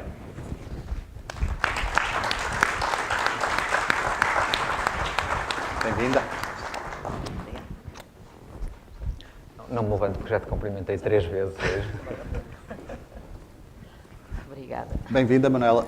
Obrigada. Então, como é que viu este prémio? Iniciámos a nossa conversa precisamente por aí, este prémio atribuído ao Manuel Jorge Marmelo. Eu vi bem. Aliás, foi ela que me deu a notícia do prémio. Normalmente sou eu que dou a notícia dos prémios e, portanto, é óbvio que é sempre um prazer e uma alegria comunicar a alguém que é vencedor de um prémio. Eu estou normalmente na reunião do júri, claro que não tenho nenhuma intervenção, nem posso, nem devo. Vou ouvindo apenas e registando. Creio que havia, de facto, nos finalistas um grupo bastante interessante de autores, mas temos os nossos gostos pessoais. Claro que não podemos revelá-los nem dizê-los. Tinha lido os vários livros que estavam a concurso e pronto, e gostei muito de ter dado a notícia ao Jorge, obviamente, porque para Eram muitos além livros a concurso. de autor, é meu amigo, não é? Quantos livros a concurso eram? Largas dezenas, certamente. Os finalistas eram 10, creio. Sim. Já não me lembro exatamente. Ou 15. Mas os livros eram imensos. Eram cerca de 180 livros. Portanto, é um bom número. A escolha... normalmente, o processo, não sei, quer dizer, quem participa nos prémios e nos júris de prémios saberá melhor. Eu tenho participado em júris do prémio Conto Ilustrado, o Prémio Papelaria Logos, que é para trabalhos realizados por jovens entre os 15 e os 17 anos, ou 18, e não é propriamente fácil fazer parte de um júri, porque é preciso efetivamente ler. Claro que há trabalhos ou há livros que se leem à partida e se vê logo que não podem ser vencedores do prémio, mas depois quando chega ao final, não é, muitas vezes são de facto coisas muito próximas, e qualquer um daqueles 15 livros era um possível vencedor. Portanto, o júri, obviamente, não chega ali por acaso, não é? Tem que haver um trabalho e as pessoas têm de ler e têm de perceber. Agora, tudo isto também passa um bocadinho pela subjetividade. É claro que eu gosto de um tipo de livros que a outra pessoa não gosta, mas para isso é que O júri é constituído por pessoas diferentes e, portanto, pessoas... para além disso, o júri nunca é o mesmo todos os anos, portanto, vai mudando. E depois, chegando ali àqueles finalistas, é óbvio que cada um dos elementos do júri tem que pensar muito bem o que é que o leva a escolher este livro e não aquele.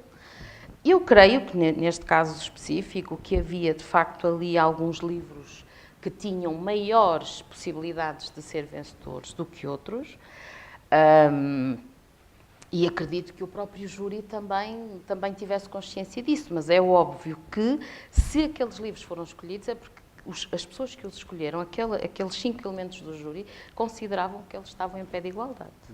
Mas acha que é importante, Manuela, até para a credibilidade e para a consolidação de um prémio, não ir apenas pelo mais óbvio, porque quer queiramos, quer não, se calhar há prémios que quase sabemos por antecipação, não que sejam viciados nada disso, mas vão pelo óbvio, não ousam arriscar, não ousam ir, mesmo que um autor, mesmo que não seja consagrado, tenha um livro efetivamente superior aos outros.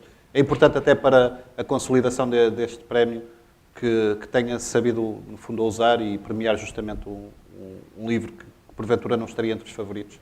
Aquilo que eu digo relativamente a isso é que quando se escolhe um júri, escolhe-se o júri, ponto. E confia-se plenamente naquilo que o júri decidir. E se o júri decidir premiar um livro que, para a maioria das pessoas, era o livro óbvio, é aquela a decisão do júri e é respeitada, ponto. Se o júri optar por outro livro que, eventualmente, na cabeça das pessoas, não fosse aquele mais óbvio, é a decisão do júri e, portanto, aí não. Quando se escolhe um júri, está escolhido e confia-se plenamente na decisão do júri. E foi o que aconteceu mais uma vez. Agora, é óbvio que para quem dá a notícia, e normalmente sou eu que dou a notícia aos premiados, é ótimo dar a notícia, seja ele quem for. Depois, dentro daquele leque de pessoas que ali estão, e este ano havia um leque até bastante significativo de pessoas que eu conhecia e de quem gostava, é óbvio que sabe ainda melhor. Mas isso são questões secundárias e mais do foro pessoal. Quando o júri decide, por maioria, por unanimidade, a decisão está tomada e eu confio plenamente no júri que escolhi, ou seja, que a organização escolheu. Já tinha lido o livro na altura do... Já tinha lido o livro, até porque o livro não era propriamente esse ano, sim, já tinha lido. Aliás, eu tinha lido os livros todos que eram finalistas, sim. E está entre os seus preferidos do Manuel Jorge Marmelo? Sim, está entre os meus preferidos. Não li este ainda, já tinha lido, não tinha lido este. O Manuel Jorge Marmelo é dos poucos autores de quem li praticamente tudo. Não são muitos, mas são alguns autores de quem li praticamente tudo.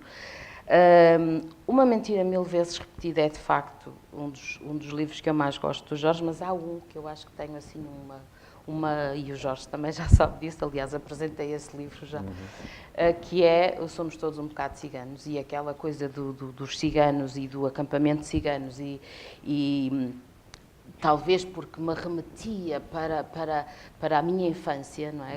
Aquele circo completamente decrépito, mas que é a ideia dos circos da aldeia, dos circos pobres, não é? E, portanto, aquilo de facto mexeu muito comigo. Já tinha dito isso ao Jorge, e uma vez estivemos a apresentar esse livro na Feira do Livro da Póvoa de Varzim.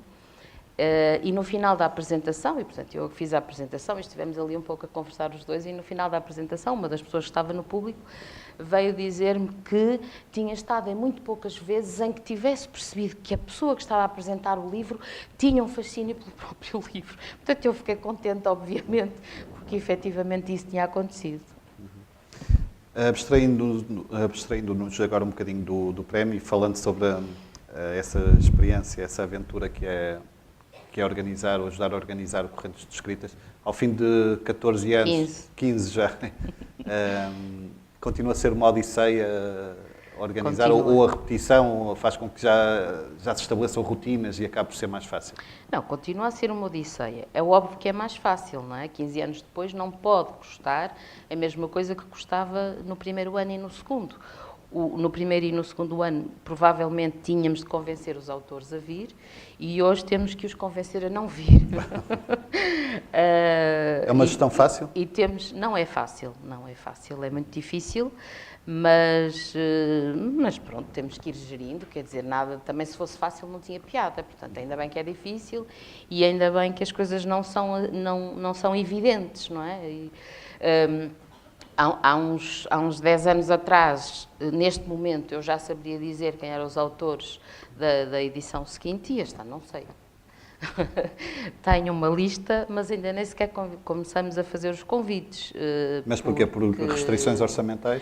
Não, porque agora já temos mais tempo e agora é muito fácil, quer dizer, de facto, convidamos as pessoas e a resposta é imediata. Só se não puderem, de facto, vir é que dirão que não, porque senão a resposta será... E é mais fácil obter respostas rápidas.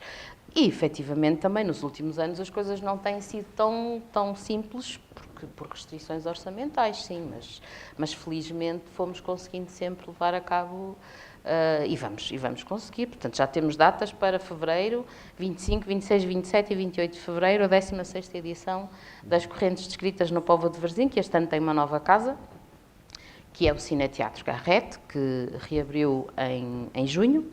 Já fizemos lá, de resto, o pré-lançamento deste livro do Manuel Jorge Marmelo, precisamente em junho, na altura da reabertura. Vamos ter um problema porque cabem menos pessoas do que a sala onde estivemos o ano passado, mas, enfim, teremos de resolver esse problema. Vão ter que ir mais cedo.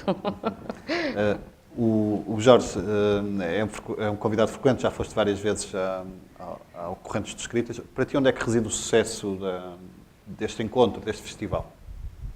Na verdade é um pouco misterioso perceber, entrar naquela sala, a sala em que estivemos este ano não era a sala habitual das Correntes, era uma sala em que creio que haviam 600 pessoas, algo por aí, e ainda estavam pessoas em pé. E é um pouco misterioso entrar numa sala daquelas em que se vai estar a falar de livros e de literatura e ter ali 600 pessoas à nossa frente disponíveis para ouvir.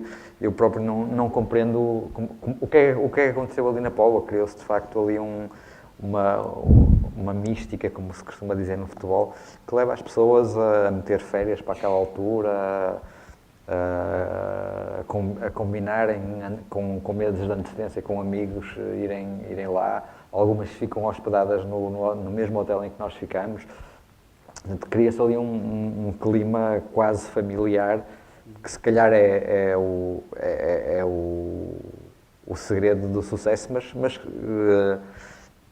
para mim, que participo nas Correntes, creio que desde o 2º ou 3º ano, para mim continua a ser um mistério entrar numa daquelas salas e ver 600 pessoas à espera de ouvir escritores falar sobre livros e contar histórias.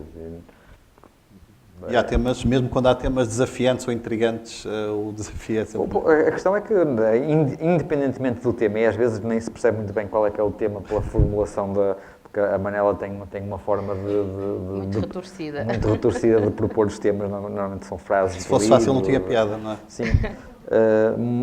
Independentemente do tema ser ou parecer mais ou menos interessante, as 600 pessoas estão lá na mesma, disponíveis para receber aquilo que os escritores tiverem para lhes dizer. Isso é um tipo de atenção que eu diria que não conseguimos em mais lado nenhum em Portugal. No estrangeiro nunca estive em nenhum festival literário, portanto não ouço falar de Paraty. E criaste alguma amizade ou conheceste a obra de algum escritor que não conhecias? Sim, criei muitíssimas amizades, desde logo com a Manela. A Manela, nós tínhamos sido colegas de trabalho antes das Correntes, porque a Manela era correspondente do Público na Póvoa, mas não nos conhecíamos pessoalmente. Só nos conhecemos pessoalmente quando eu fui à Póvoa já como escritor, digamos assim. E nestes 15 não serão 15, mas 13 anos, obviamente que fomos criando, sobretudo, também muitas relações de amizade. Eu sou amigo de praticamente todas as pessoas da organização das Correntes. Eu diria que não sei se há uma justificação para o sucesso, mas é um bocadinho esta proximidade entre quem organiza e quem é convidado, não é? E, portanto, mas depende, eu costumo também, às vezes as pessoas fazem perguntas, porque é que isto é, porque é assim, porque é que as pessoas vêm. Vão porque vão lá os autores, quer dizer, é óbvio que se eu for para o palco falar, não vai lá ninguém ouvir-me, não é esse o interesse, não é? Portanto, é talvez saber convidar as pessoas, saber colocá-las umas com as outras, e às vezes também é um bocadinho de sorte, não é? Quer dizer, porque muitas vezes, mesmo que queiramos colocar este autor com aquele, muitas vezes não é compatível, eles não têm horários, nem dias, nem datas que sejam compatíveis e, portanto, não podemos juntar este mais aquele. Mas tentar criar efetivamente esse efeito, pensar, quando se pensa num tema, pensamos quem é que poderá falar sobre isto e o que é que este autor que tem este percurso pode dizer sobre isto. Quer dizer, tem que haver algum trabalho prévio, obviamente, não há um trabalho aqui de vamos pegar neste e juntar com aquilo. Tem que haver, de facto, alguma relação e tem que se conhecer um bocadinho aquilo que as pessoas fizeram previamente, o que é que elas escreveram, o que é que elas dizem, o que é que fazem, para não colocar toda a gente a dizer a mesma coisa, porque se colocarmos numa mesa todos os autores a dizerem a mesma coisa, as pessoas ficam cansadas. Portanto, se calhar não se cansam porque estão curiosas e deixa cá ver o que é que o Manuel Jorge Marmelo vai dizer sobre este tema e o que é que dirá o outro autor. É um bocadinho isso, não é? Portanto, há aqui um trabalho, não se pode dizer que não haja. Aliado a isso, talvez devamos também pensar que tem que haver um trabalho sem que esse trabalho se note. Portanto, o trabalho que as pessoas têm previamente não pode ser pesado ao público. O público não tem que perceber que houve esse trabalho. E o público não tem que perceber que as coisas não fluem. As coisas têm de fluir, mesmo que na organização estejam todos já sem conseguir aguentar o trabalho que têm. Portanto, muitas vezes isto acontece. Não é muito fácil, aqueles 3 dias ou 4 dias em que o evento acontece, gerir uma quantidade imensa de coisas. Mas a organização tem de ter essa capacidade, de ter essa pressão sem que ela se note, não é? Portanto, talvez seja um bocadinho isto tudo. Não é? E depois os autores, essencialmente são os autores. Quer dizer, a despeito de tudo aquilo que tu disseste, há inúmeros outros festivais literários, alguns até com localizações mais centrais, digamos assim, que não têm aquele efeito das correntes. E aquele efeito é que é surpreendente, mesmo para quem vai lá há tantos anos. Mas isso é o público. Sim, exato, porque nós podíamos estar todos a dizer coisas muito interessantes uns aos outros e estar a sala vazia até se ouviam as moscas. Mas não quem é o que captou o público foram os autores, não foi a organização, ou seja... Mas não há um trabalho invisível ao longo do ano de captação? Há uma conjugação de coisas, não é? E há outra coisa que eu acho que é importante, que é preciso saber criar expectativas no próprio público, mas depois não podes defraudar essas expectativas, ou seja, o público cria expectativa e depois tem que sentir que a expectativa que foi criada se cumpriu. E nós temos conseguido fazer isso. Agora, mais uma vez, é o que eu digo, não é por acaso, há trabalho. Não é? E, efetivamente, há um trabalho que tem de ser feito e é preciso saber crescer. Portanto, tem que se ir crescendo à medida do passo que podemos dar. Não adianta queremos passar de um ano de 50 pessoas para 100 no ano seguinte, sem termos a capacidade de perceber se isso pode ou não pode ser feito. Quando no 10º ano a organização decidiu convidar 120 autores, toda a gente achou que tínhamos enlouquecido, não é? E como é que se gera uma situação dessas? É possível gerir uma vez. Se nós, no 11º ano, tivéssemos decidido, agora vamos ter sempre 120 autores, é claro que não era possível, porque nem tínhamos sala que aguentasse nem tínhamos estrutura, portanto, é preciso perceber até onde se pode ir, não é? E isso é o tal trabalho, as coisas não podem acontecer por acaso. E é fácil gerir egos nem sempre pequenos? Não temos tido dificuldades de gerir egos. Eu acho que as pessoas perceberam, desde o primeiro ano que vêm às correntes, que todos são tratados da mesma forma.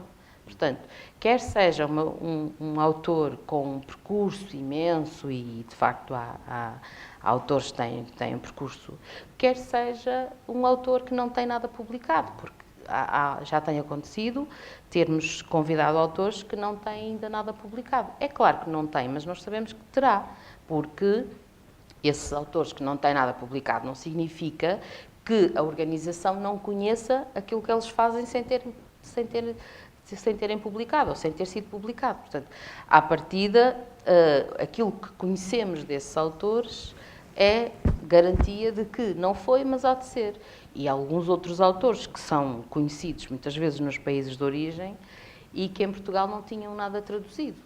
E, portanto, acabam por conseguir traduzir depois e publicar em Portugal, alguns anos depois de já terem passado pelas Quer dar correntes. algum exemplo de que se orgulhem particularmente, darem a conhecer ao público português a um Não, autor? eu creio, por exemplo, um dos autores que só foi traduzido depois de ter passado pelas correntes descritas é o Milton Fornaro, que é do Uruguai, e que quando esteve nas correntes, na primeira vez, eu creio que ele já cá esteve 3 vezes, não tinha nada publicado em Portugal.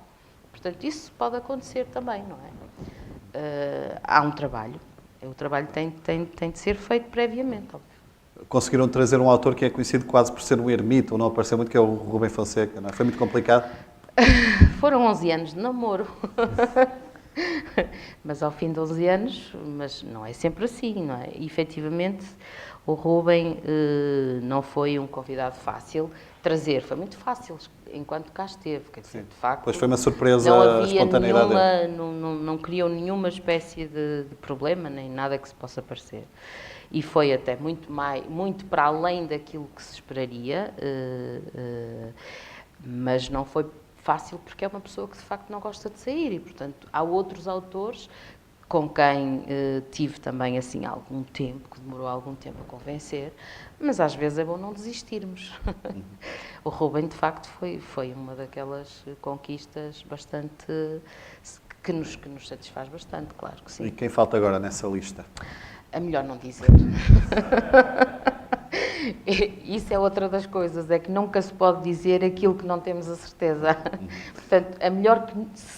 Se nunca conseguirmos fazer, é melhor que nunca ninguém saiba que quisemos alguma vez. Tem sido fácil manter a estrutura, apesar do orçamento não ter aumentado, nem pouco mais ou menos. O festival tem aumentado e consolidado o seu prestígio e o passo natural seria a consolidação até económica. Infelizmente, devido à situação do país, como é conhecida, a tendência tem sido contrária. Qual é o milagre para conseguir manter o festival? Eu não acredito em milagres, mas que os há. É um bocadinho isso. Não tem sido fácil. Houve alguns anos em que foi muito difícil, efetivamente, porque nós todos sabemos que houve cortes e os cortes foram efetivos em todos os sítios, não é? Portanto, incluindo nas correntes descritas. Mas há truques às vezes. E eu não vou revelar quais. Vamos para o terceiro e último momento de leitura. Chamo por isso novamente ao palco o Flávio Hamilton.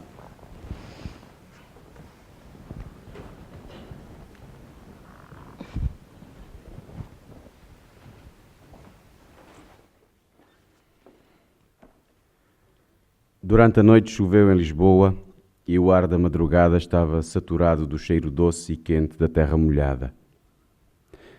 João António Abelha despertou. Ainda não eram 4 da manhã. Tinha-se destapado e os lençóis estavam úmidos, frios, revolvidos e amarrotados como o sudário de um morto que tivesse acordado dentro do esquife. Ficou imóvel por um momento, atravessado na cama, à espera de que o mundo se recompusesse ao seu redor, e depois ergueu-se, enfiou os pés nos chinelos e caminhou devagar até à cozinha. Tinha a boca seca como um deserto e a língua sabia-lhe a areia e fel. Bebeu um copo de água, coçou-se entre as pernas e ficou na janela da marquise a olhar para a bruma da cidade semeada de luzes amarelas e clarões de todas as cores. Acendeu uma cigarrilha e notou que principiava a cair um novo aguaceiro. O jornalista veterano gostava de ver chover em Lisboa. As gotas de água percutiam no chão como um estalido seco, como plastificado. Fechando os olhos, porém, era capaz de regressar à infância e fazer de conta que o rumor úmido que escutava era o de uma batca no campo e que lá fora havia limoeiros brilhantes, castanheiros encharcados e pinhais felizes. Quando chovia estava em Lisboa e ao mesmo tempo era como se não estivesse em Lisboa. Acometia uma nostalgia concreta e errante, um vazio profundo e oco. Sentia-se deslocado e inconcreto. Um fantasma expatriado, triste. Lembrou-se das notícias que os jornais repetiam há vários meses, contando como dezenas de milhares de portugueses de todas as idades, mas sobretudo jovens, estão a emigrar por não conseguirem encontrar trabalho no país que pagou a sua formação académica. Parecia-lhe um incrível desperdício de recursos numa terra em que são tão escassos. Mas há muito que tinha desistido de compreender Portugal ou as pessoas que o governam. Parecem ser capazes de fazer sempre as coisas mais estúpidas, murmurou João Abelha. Pensou se esses imigrantes também sentem alguma vez que são fantasmas expatriados e tristes, ou se, pelo contrário, vivem como pássaros que escaparam da gaiola e que podem agora abrir as asas e voar livre da natural tacanhez dos outros portugueses. Recordou também Naninha e decidiu que seria a última vez, mesmo que soubesse que não seria capaz de cumprir essa determinação. Procurou convencer-se, fosse como fosse, de que não fazia sentido, tanto tempo depois, continuar a nutrir carinho ou saudade por uma mulher demasiado jovem ou demasiado tola que nem sequer tinha sido capaz de respeitar a imensa ternura que ele lhe tinha dedicado. Despediu-se da imagem dela e fechou os olhos para sentir a aragem fresca que a chuva produzia enquanto atravessava o ar parado e quente da noite de Lisboa. Depois João Abelha abriu os olhos e voltou a ver a mancha de luz pairando sobre o negrume da cidade. Como num sonho ou num filme. Ou como se pudesse ser uma terceira pessoa ou um Deus ausente.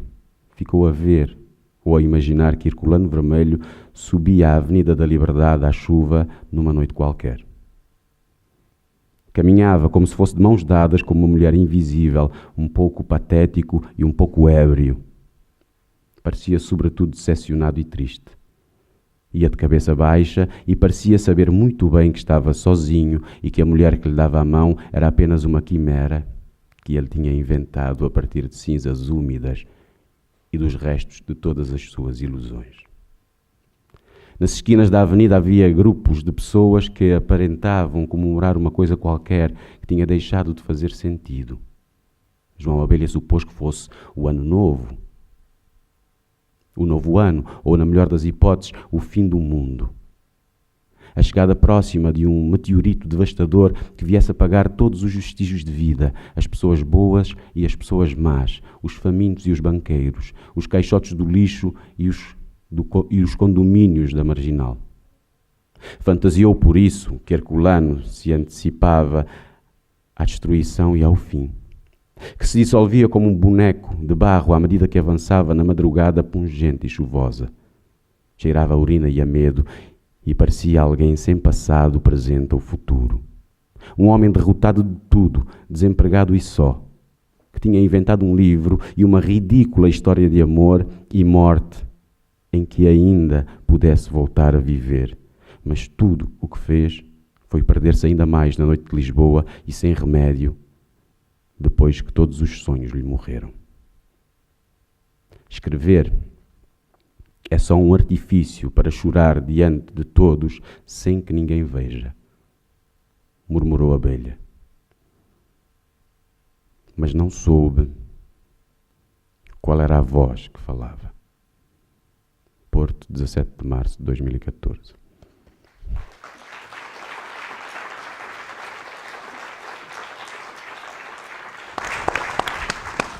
Agora já revelamos o final. Agora já é o final, mas também o livro não funciona, não funciona como mistério Clímax. relativamente ao final. Estamos muito próximos do final, no entanto, ainda há tempo para termos o momento habitual das nossas sessões, que é aquele momento em que o autor seleciona algumas imagens representativas da sua vida profissional e pessoal e partilha-as connosco. É isso que vamos ver agora. Se calhar convido-vos a pôr esse pé. Então. Este rapaz bem parecido era eu, pouco tempo depois de nascer. Acho que é a minha primeira fotografia. Acho que foi a primeira fotografia que me tiraram, portanto, já que... Em 71. 71, sim. Aqui é um pouco mais tarde. Eu estou assim com um ar de enviado especial a Moscovo e costumo dizer que, como estou ali ao pé do telefone e tudo, costumo dizer que foi aqui que nasceu a minha veia jornalística e que provavelmente eu nasci para ser enviado especial a Moscovo. aqui já jornalista em funções, esta fotografia será de 1990, 91, por aí, no meu início de Mesmo de no carreira. resto do público. Na primeira redação do Público no Porto, na secção de desporto, curiosamente, que foi por onde eu comecei. E pronto, devia estar a escrever alguma coisa muitíssimo interessante sobre algum clube de futebol e um fotógrafo, nosso colega, fez-me esta fotografia, que eu por acaso só há muito pouco tempo a recebi. Durante muitos anos nem soube que esta fotografia existia. Aqui é o momento histórico em que é lançado o meu primeiro livro, na livraria Lelo.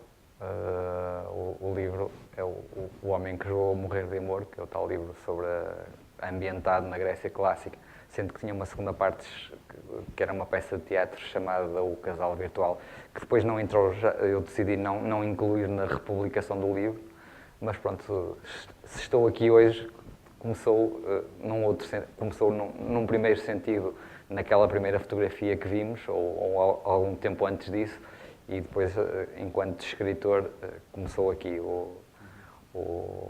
aquilo, 1995? Creio que 95 ou 96, por aí, sim.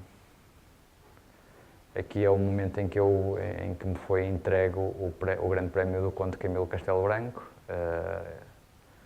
Eu andei muito poucas vezes de gravata na vida, mas como me iam entregar um cheque de 5.000 euros, eu achei que a coisa justificava. Este ano não pude fazer isto nas correntes, porque como não estava à espera de ganhar o prémio, não tinha levado gravata e, portanto, não pude fazer a mesma coisa.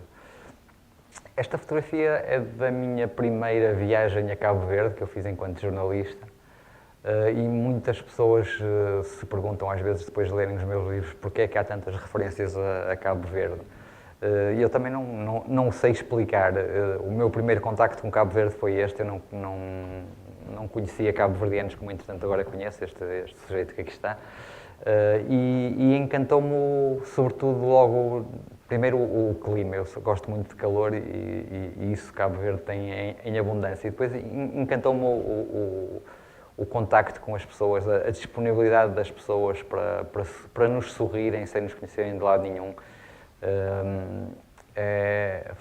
Foi algo que me ficou debaixo da pele e que depois, associado ao sentimento de viver numa ilha, que eu acho que é muito interessante em termos literários, o isolamento, o estar cercado por alguma coisa, pode ser muito interessante em termos literários. Acabei por ir repetindo essa espécie de... Conheces todas as ilhas? Não, conheço só 4 ou 5 ilhas.